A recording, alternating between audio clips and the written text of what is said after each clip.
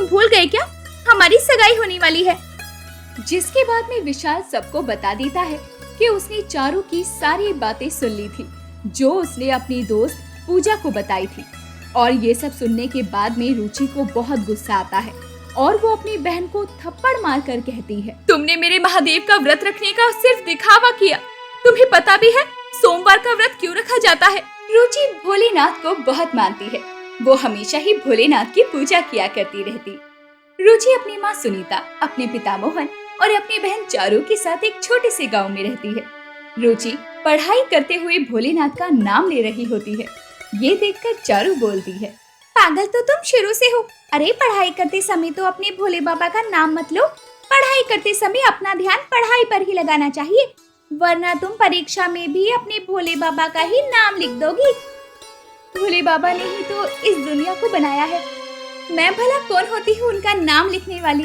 और जब तक मैं महादेव का नाम ना लूं, तब तक ना ही मुझे कुछ याद होगा और ना ही मैं कुछ करने का मन बना पाऊंगी।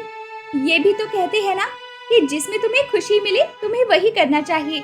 मैं भी बस वही कर रही हूँ। इसका मतलब तुम कुछ भी नहीं कर रही हो।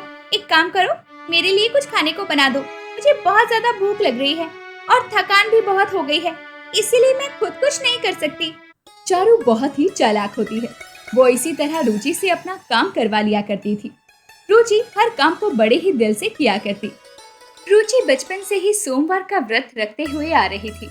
ऐसे ही एक दिन रुचि ने जब व्रत रखा तो रुचि की माँ सुनीता वहाँ दूध लेकर आती है। बेटा, तूने सुबह से कुछ नहीं खाया है, देख मैं तेरे लिए दूध लेकर आई हूँ, ये दूध पी ले। वैसे भी तू बहुत कमजोर होती जा रही है। माँ, आपको पता तो है ना कि मैं सोमवार के व्रत में कुछ भी नहीं खाती और ना ही मुझे भूख लगती है। रुचि अपनी माँ से बात कर रही होती है कि तभी वहाँ चारू समोसे लेकर आती है और रुचि के सामने ही खाने लगती है। ये देखकर सुनीता बोलती है, अरे कुछ तो शर्म कर ले, यहाँ तेरी बहन का व्रत है और तू समोसे लाकर खा रही है। कल नहीं खा सकती थी तू क्या ये समोसे? माँ, अगर रुचि का व्रत है तो इसमें मेरी क्या गलती है? मैंने थोड़ी बोला है व्रत रखने को। व्रत रखकर वैसे भी कुछ नहीं होता, अपने ही शरीर को नुकसान कर रही है ये। और तू जो कर रही है? माँ कोई बात नहीं, अगर चारू का मन है समोसे खाने का तो खा लेने दीजिए ना। और गलत कहाँ ही बोल रही है चारू, व्रत मैंने कोई जबरदस्ती तो नहीं रखा है ना। ऐसे ही कई दिनों तक चलता रहता है। कुछ दिनों बाद चारू अपने घर जा रही होती है। तभी चारू की टक्कर एक विशाल नाम के लड़के से होती है। चारू को विशाल पहली ही नजर में अच्छा लगता है। जी आप कौन? इस गांव में मैंने पहले आपको कभी नहीं देखा, आप नए हो क्या? जी हाँ, मैं नया हूँ, मैं शहर से आया हूँ। मुझे मोहन जी के घर जाना था, आप मुझे उनके घर ले जा सकती हैं? अरे ये तो मेरा ही घर है, चलिए ना मैं आपको लेकर चलती हूँ। चारू विशाल को अपने साथ घर लेकर चली जाती है, जहाँ पूरा परिवार साथ में बैठा होता है।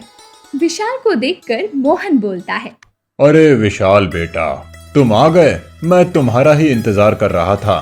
सुनीता, यही है विशाल, मैंने इसके साथ ही हमारी बेटी रुचि का रिश्ता तय किया है। क्या रुचि की शादी वो भी इनसे? हाँ, अच्छा है ना विशाल? चारू मुंह बनाकर वहाँ से चली जाती है। कोई चारू पर कुछ खास ध्यान नहीं देता। कई दिन निकलने लगते हैं।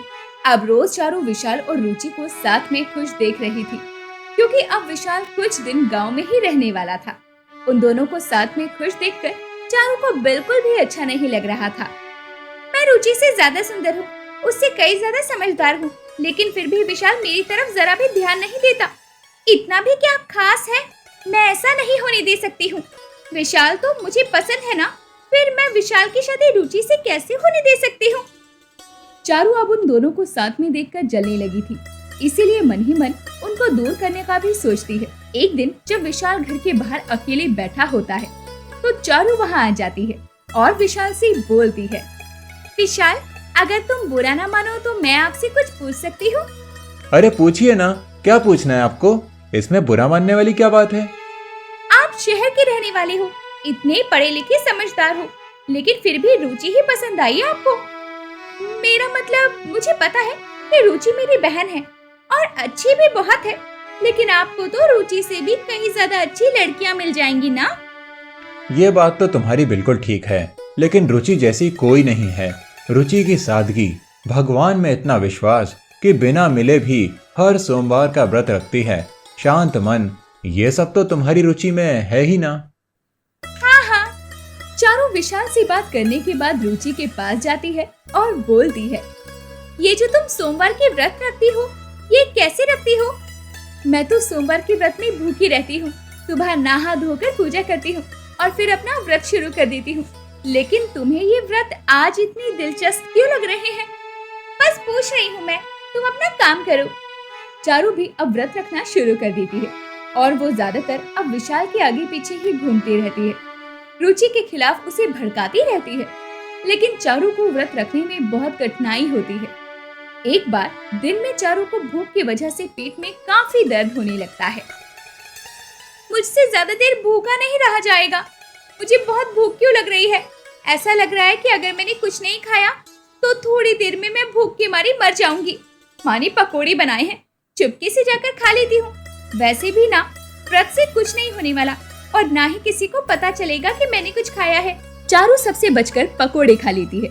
ऐसे ही चारू अक्सर किया करती। धीरे धीरे कई दिन निकल जाते हैं। कुछ दिनों के बाद मोहन अपने परिवार के आगे विशाल से पूछता है, बेटा, कल तुम्हारे परिवार वाले आ रहे हैं ना, और कल ही सगाई है तुम्हारी और रुचि की। तुम्हें कोई परेशानी तो नहीं है ना? अगर कोई परेशानी है तो हमें अभी बता दो। माफ करना अंकल जी, आपको मेरी बात जरूर बुरी लगेगी, लेकिन मैं आपको अंधेरे में नहीं रखना चाहता, इसीलिए बता रहा हूँ कि मुझे आपकी बड़ी बेटी रुचि नहीं, बल्कि मुझे चारू पसंद है और मैं चारू से शादी करना चाहता हूँ। क्या तुम्हें चारू पसंद है? चारू, तुम भी क्या मोहन को पसंद करती हो? पिताजी, मैंने तो सोमवार के व्रत रखना ही इसीलिए शुरू किया था, क्योंकि मैं चाहती थी कि मेरी शादी विशाल से हो जाए। अब क्या ही कर सकते हैं जब तुम दोनों ने ही एक दूसरे को पसंद कर लिया है। मोहन चारू और विशाल की शादी के लिए मान जाता है। अगले दिन जब विशाल के परिवार वाले वहां आ जाते हैं तो सगाई की सभी तैयारी होने लगती है। चारू भी तैयार हो रही थी कि तभी चारू के पास उसकी सहेली पूजा आती है और वो बोलती है, ये क्या, विशाल का रिश्ता तो तेरी बहन के लिए आया था ना, और आज तुम दोनों की सगाई हो रही है। हाँ, बिल्कुल सही कहा तुमने। अब वो रुचि 4 व्रत रखकर चली है विशाल से शादी करने। कहीं से भी लगता है कि वो विशाल के लिए ठीक है। विशाल के साथ तो बस मैं ही अच्छी लगती हूँ, और ऐसे ही थोड़ी मेरी विशाल से सगाई हो रही है। बहुत पापड़ बेली है मैंने, यहाँ तक कि सोमवार के व्रत भी रखे। हाँ, ये भी सच है कि मुझसे रखे नहीं गए और सबसे छुपाकर मैंने खा भी लिया। दूसरों की चीज को कभी भी अपना बनाना तो कोई तुझसे सीखे। चारू को पता नहीं था कि उसकी और पूजा की बातें विशाल ने सुन ली है, और विशाल अब समझ गया था। कुछ देर के बाद जब सगाई का मुहूर्त होता है तो वहाँ सब लोग आ जाते हैं। जैसे ही चारू हाथ आगे बढ़ाती है तभी विशाल रुचि की उंगली में अंगूठी डाल देता है। ये क्या है विशाल, तुम भूल गए क्या? हमारी सगाई होने वाली है। जिसके बाद में विशाल सबको बता देता है कि उसने चारू की सारी बातें सुन ली थी जो उसने अपनी दोस्त पूजा को बताई थी। और ये सब सुनने के बाद में रुचि को बहुत गुस्सा आता है और वो अपनी बहन को थप्पड़ मारकर कहती है, तुमने मेरे महादेव का व्रत रखने का सिर्फ दिखावा किया। तुम्हें पता भी है सोमवार का व्रत क्यों रखा जाता है? महादेव को प्रसन्न करने के लिए, और इस व्रत को सोमेश्वर भी कहते हैं। इसका मतलब है चंद्रमा के ईश्वर, जो कि महादेव हैं। चंद्रदेव ने इसी दिन महादेव की आराधना करके उन्हें खुश किया था। इसीलिए ही सोमवार के दिन महादेव का दिन माना जाता है। और ये भी कहा जाता है कि महादेव जैसा वर मांगने के लिए ये व्रत रखते हैं, और तुमने इस व्रत का ही अपमान किया। देख लिया ना, तुमने व्रत का अपमान करके विशाल को मांगा, और विशाल ही तुम्हारे साथ नहीं रहना चाहता। सोमवार के व्रत की कहानी का मतलब अगर अभी भी समझ आ गया है तुझे तो बहुत अच्छी बात है, वरना गलतियों की सजा भले ही हम ना दे, लेकिन भगवान सब देखते हैं और सजा भी देते हैं। चारू ने इतना सब जिसके लिए किया था, अंत में उसने ही चारू के साथ रहने से मना कर दिया। और चारू को जब सोमवार के व्रत के पीछे बहुत समय पहले शिवगढ़ नाम का एक गांव हुआ करता था, जहां ज्यादातर गांव वाले आपस में मिलजुल कर रहते थे। बधाई हो, तुम्हारी बेटी की शादी हो गई। तुम्हें भी बधाई हो, तुम्हारे बेटे की बिजली विभाग में सरकारी नौकरी लग गई। इस बार हमारे मक्के की खेती बहुत अच्छी हुई है। हमारी गेहूं की खेती से भी हमें बहुत अच्छा मुनाफा हुआ। लेकिन कुछ लोग ऐसे भी थे जो दूसरों की खुशी से ज्यादा उनके दुख में खुश होते थे। सुना है मेरी पड़ोसन का पति उसे तलाक देने की बात कर रहा था। ये तो कुछ भी नहीं। मेरे नए पड़ोसी के घर रात को 3 बजे तक लड़ाई हो रही थी। मुझे तो वो सब सुनने में इतना मजा आ रहा था कि मैं रात को 3 बजे तक जागती रही। इस बार मेरे पड़ोसी की सारी फसल में कीड़े लग गए और मेरे पड़ोसी की फसल तो इतनी खराब क्वालिटी की हुई है कि मुनाफा तो छोड़ो, उसको तो मेहनताना भी पूरा नहीं हो सका। उन बुरे लोगों में से एक ही थी पूनम आंटी और उनकी बेटी पूजा। वो दोनों हमेशा दूसरों को दुख में देखकर बहुत खुश होती थी। शादी में सब लोग मेरी साड़ी की तारीफ कर रहे थे और तेरी बुआ की साड़ी पर तो किसी ने ध्यान ही नहीं दिया। शादी में दुल्हन ने इतना मेकअप किया हुआ था, फिर भी मैं उससे ज्यादा सुंदर लग रही थी। उन्हीं के गांव में सपना नाम की एक 24 साल की लड़की रहती थी, जिसकी बहुत कोशिशों के बाद भी शादी नहीं हो पा रही थी। पूजा और उसकी माँ पूनम इस बात को लेकर उसका बहुत मजाक उड़ाती थी। दूसरी लड़कियों का तो दूल्हा घोड़े पर बैठकर आता है, लेकिन लगता है इस सपना का दूल्हा कछुए पर बैठकर आएगा और 10-12 साल में तो पहुंच ही जाएगा। सपना इस सब से बहुत दुखी होती थी। ये सब सही कहते हैं, शायद मेरी शादी कभी नहीं होगी। ऐसे ही जब हमेशा की तरह पूजा और उसकी मम्मी ने एक बार फिर सपना का मजाक उड़ाया तो वो रोने लगी।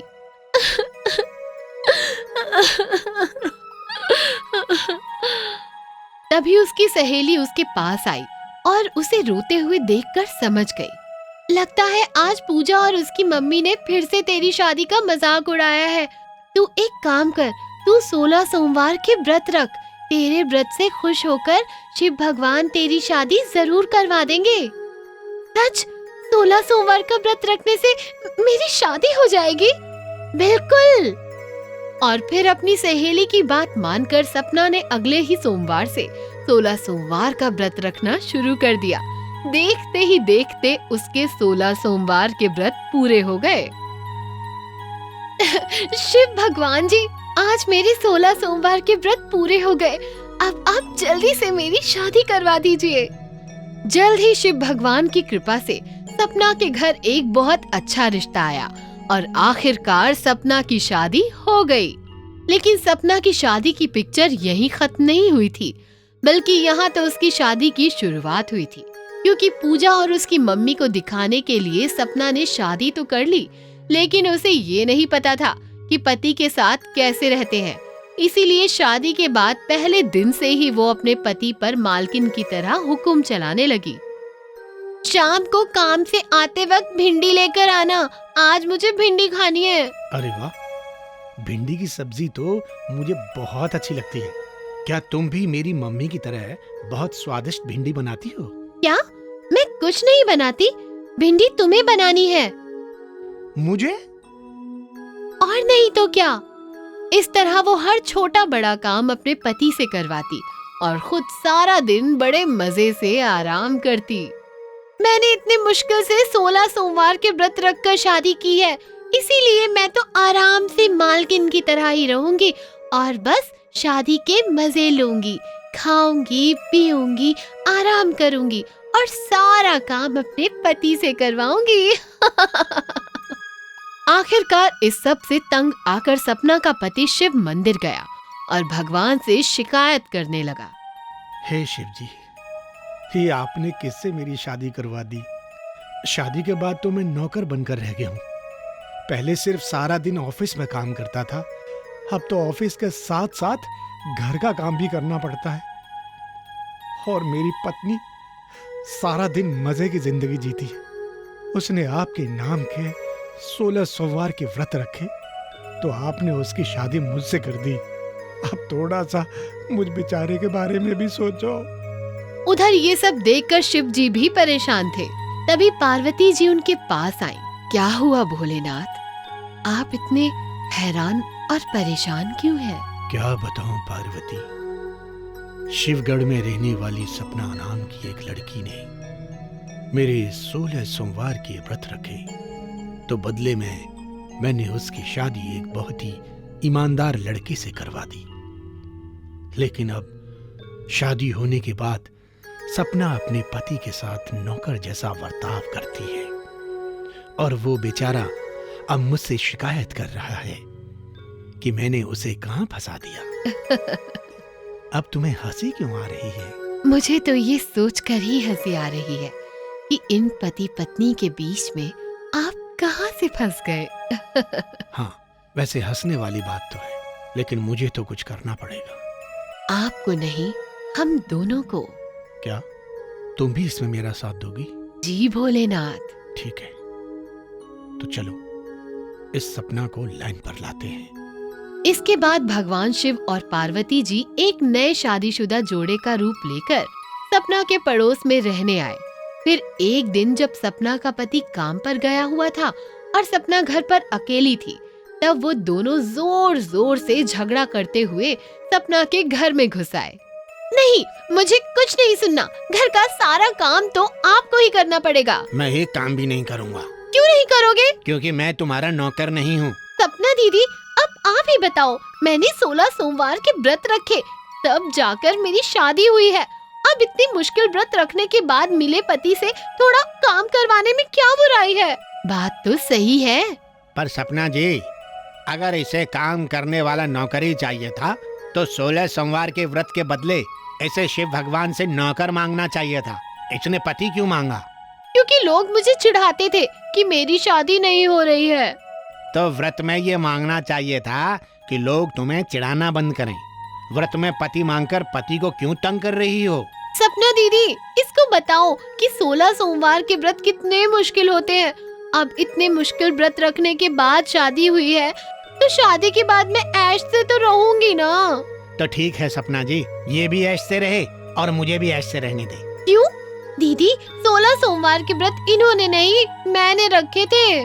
ठीक है, तो अब मैं भी 16 सोमवार के व्रत रखूंगा। बल्कि 16 नहीं, मैं पार्वती जी के नाम के 32 सोमवार के व्रत रखूंगा। क्या? 32 सोमवार? हाँ, और वो भी पार्वती जी के नाम के। अब क्योंकि शिव जी तुम्हारी साइड ले रहे हैं, इसलिए मैं 32 सोमवार के व्रत रखकर पार्वती जी को अपनी साइड करूंगा, जिससे वो तुम्हारे 16 सोमवार के व्रत को काट कर मेरा तुमसे पीछा छुड़वाएंगी। क्या? तुम मुझे छोड़ दोगे? हाँ बिल्कुल, शिव जी ने तुम्हें इतना अच्छा और ईमानदार पति दिया है, तुम्हें उसकी सेवा करनी चाहिए, लेकिन तुमने उसे अपना नौकर समझ लिया है। इसलिए मैं तुमसे अलग होने के लिए 32 सोमवार के व्रत रखूंगा। नहीं, आप मुझसे अलग मत होइए। मेरी पहले से ही इतनी मुश्किल से शादी हुई है। मैं फिर से कुंवारी नहीं होना चाहती। ये सब मुझे तंग करने से पहले सोचना चाहिए था ना। उन दोनों की बातें सुनकर सपना बहुत डर गई और सोच में पड़ गई। शिव जी और पार्वती जी ने उसे देखा तो वो समझ गए कि उनका काम हो गया है और वो वैसे ही लड़ते हुए वहाँ से चले गए। मैं कल से ही 32 सोमवार के व्रत करना शुरू करूँगा। नहीं, मुझसे अलग मत होइए। मैं फिर से कुंवारी नहीं होना चाहती। मैं आपसे कोई काम नहीं करवाऊंगी। सुनिए। ये सब देखकर सपना की आंखें खुल गई। वो समझ गई कि अगर वो भी अपने पति से नौकरों की तरह काम करवाती रही तो एक दिन तंग आकर उसका पति भी उसे छोड़ देगा। मुझे भी अपने पति के साथ अच्छे से रहना चाहिए। कहीं उन्होंने भी पार्वती जी के 32 सोमवार के व्रत रखकर मेरे 16 सोमवार के व्रत को खत्म कर दिया तो मेरी शादी भी टूट जाएगी और मैं फिर से कुंवारी हो जाऊंगी। लोग मुझे फिर से चिढ़ाएंगे। नहीं, मैं फिर से कुंवारी नहीं होना चाहती। इसीलिए मैं आज से ही अपने पति को बिल्कुल तंग नहीं करूंगी और एक अच्छी पत्नी की तरह उनकी सारी बात मानूंगी। तो इस तरह शिव जी और पार्वती जी ने झगड़ालू पति पत्नी का रूप लेकर सपना को शादी का सही मतलब समझाया और उसे सही रास्ते पर लाकर उसके पति की परेशानी को भी खत्म कर दिया।